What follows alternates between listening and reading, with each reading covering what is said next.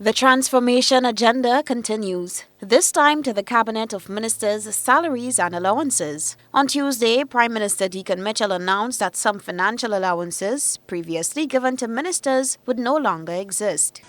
The changes which have been made to ministers' salaries and allowances are, I would call two changes. One, there was a telephone allowance which has been discontinued.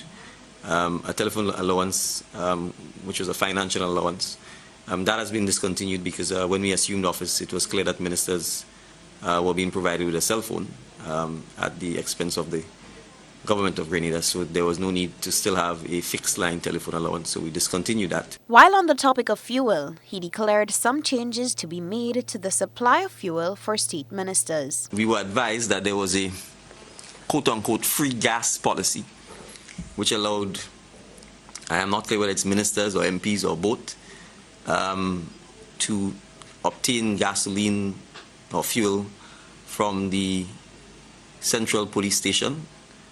There seemed to be no controls in place, no written policy, rules or regulation governing it, and so we discontinued it.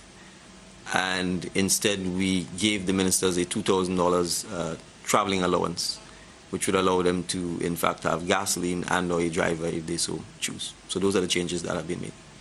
And just to be clear, obviously, the Office of the Prime Minister, that traveling allowance does not apply to that office simply because state vehicles are provided for the office. The Prime Minister's announcements were made during Tuesday's post-cabinet briefing. For GBN News, Beverly Tellisford.